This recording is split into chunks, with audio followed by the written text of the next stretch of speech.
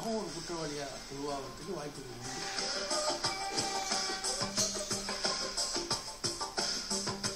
பள்ளிக்கூடத்துக்கு போகும்போது அங்கும் அவன் பாடங்களை கற்றுக்கொள்கிறான். என்ன பாடம்? வெறும் பள்ளிக்கூடத்தின் பாடங்கள் மட்டுமல்ல, வாழ்க்கை பாடம் என்ன என்பதையும் அவங்க கற்றுக்கிறான். இப்போ அந்த இடத்துலையும் அவன் பிறரோடு சேர்ந்து பழகக்கூடிய வாய்ப்புகள் உண்டு. ஒன்று ஆசிரியர்களுடைய அன்பு, அரவணைப்பு, இது ரொம்ப முக்கியமாக அவர்களுடைய குணநலன்களை வளர்க்கவோ திருத்தவோ அல்லது பாதிப்படையோ செய்யறதுக்கான வாய்ப்பு உண்டு. அதுபோல் மற்ற நண்பர்கள், இவன் நல்ல குடும்பத்தில் இருந்து வந்தாலும் மற்ற குடும்பத்திலிருந்து வருபவர்கள் ஒரு சேட்டையான மாணவர்களாக இருந்தால், அடாவடித்தனமான குழந்தைகளாக இருந்தால், அதோடு சேர்ந்து பழகும் பொழுது இவன் ஒரு தீவனாக வருவதற்கு ஒரு காரணம்.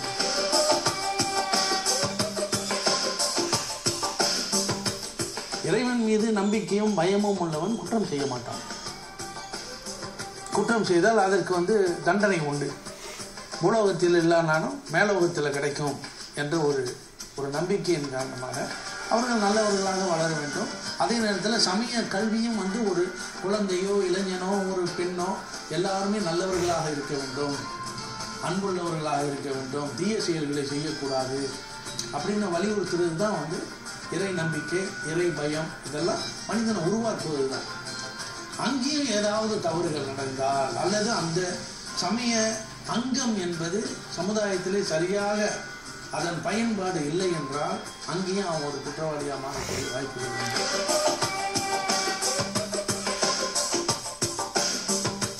சமுதாயமே ஒரு பெரிய பல்கலைக்கழகம், ஒரு பெரிய கல்விக்கூடம் போல.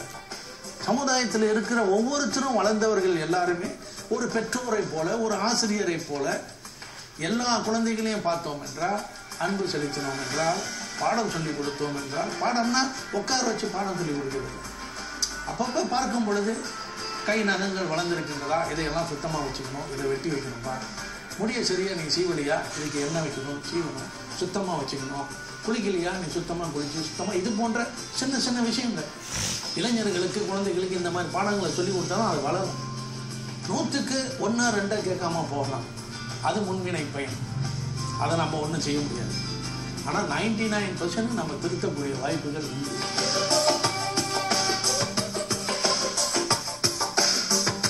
தமிழ் கல்வி என்பது உலகத்திலேயே மனிதன் நல்லவனாக வாழ்வதற்கு வழிகாட்டிய ஒரு மொழி என்றால் அது தமிழ் மொழி தான். அன்னையும் பிதாவும் முன்னறி தெய்வம், ஆலயம் தொழுவது சாலவும் நன்று, மாதா பிதா குரு தெய்வம், இதெல்லாம் வேறு எந்த மொழியிலையுமே நீங்கள் பார்க்க முடியாது. ஆனால் எனக்கு பல மொழி தெரியாது, 3 மொழிகள் தெரியும். ஆங்கிலம் தெரியும், தமிழ் தெரியும், மலாய் மொழி தெரியும். நான் படித்த புத்தகங்களில் எந்த ஒரு புலவரும் மற்ற மொழிகளில் இப்படி சொன்னதை நான் படிக்கவே இல்லை. தமிழ் மொழியில் தான் அப்படி சொல்லியிருக்கேன். ஆக அது நமக்கு ஒரு பெருமை அல்லவா? ஆனால் அந்த பெருமையை இளைஞர்கள் உணர்வதில்லை. அது என்ன அப்படின்னா அவங்களுக்கே தெரிவதில்லை. சமுதாயத்துடைய சிறப்பும் சீரும் புகழும் வீரமும் வேகமும் எப்படியெல்லாம் வாழ்ந்த ஒரு சமுதாயம் என்றது கொஞ்சம் கூட தெரியாமல் வளர்ந்துருக்கிறாங்க.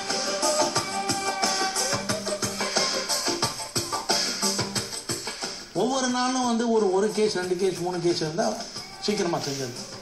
ஒவ்வொரு நாளும் அதிகமான கேஸ் இருக்கு. ஒரே ஆஃபீஸரே ஏறத்தாழ சில நேரத்தில் 200 கேஸ் 150 கேஸை ஒருத்தர் இன்வெஸ்டிகேட் பண்ணிட்டு இருக்காரு. ஒன்று அதை அவங்க எடுத்து விசாரிக்கணும். விசாரிக்கும் பொழுது யாருமே உடனடியாக பிடிச்சி உள்ளுக்கு பண்ண முடியாது. சட்டம் என்ன சொல்லுது? கேஸை முதல் விசாரிக்கணும். ஒரு சில கேஸ்களில் உடனடியாக ஆளை பிடிச்சோன்னா, கொலை செய்கிறனா அங்கேயே இருக்கானா உடனே பிடிச்சோன்னா, அல்லது கொலை செஞ்சுட்டு ஓடித்தானா இங்கே தான் ஒழிஞ்சிருக்கானா பிடிச்சோம்னா சீக்கிரமாக பிடிக்கணும். ஆனால் மற்ற கேஸுங்கன்னா விசாரித்து அது உண்மையா இல்லையா, அவங்க சொல்லுவாங்க இவர் தான் முதல் என்ன அடித்தார், இவன் சொல்லுவான் இல்லை அவர் தான் என்ன அடித்தார். அப்போ யாரை முதல் அடித்தா, யாரை அடித்ததுனால காயம் ஏற்படுச்சு அப்படின்றதெல்லாம் விசாரிக்கிறதுனா பல கேள்வி கேட்கணும். தமிழில் ஒரு பெரிய பழம்பாடல் உண்டு. இருவர்தம் சொல்லையும் எழுதரம் கேட்டு, இருவர்தம் சொல்லையும் எழுதரம் கேட்டு, இருவரும் பொருந்த உரையாராயின் மனுமுறை வழியின் வழக்கிழந்த ஒருவர் மறையுறை தேவர் மூவர் காக்கினும் வழி வழி ஈர்வதோர் வாழாகுமே அப்படின்ற ஒரு பழைய பாட்டு. அந்த பழைய பாட்டு என்ன சொல்லுதுன்னா 7 தடவை விசாரிக்கணுன்றாங்க ஒவ்வொருத்தரையும். ஆக இதுக்கு டைம் எடுக்கும். சாட்சிகளை கூப்பிடும் பொழுது சில பேர் உள்ளுக்கு இருக்கிறாங்க, வேலைக்கு இருக்கிறாங்க, வேலைக்கு போகிறாங்க, படிக்கிறாங்க, அதை செய்கிறாங்க, இது செய்கிறாங்க, வெளிநாட்டில் இருக்காங்க, உடனடியாக வர முடியாது. ஸோ அது கொஞ்சம் டைம் எடுக்கும். ஆனால் இந்த மாதிரி சுலோவாக போகிற கேஸு எல்லாத்தையும் கம்ப்ளைண்ட் வந்தால் உடனடியாக நாங்கள் விசாரிக்கிறோம்.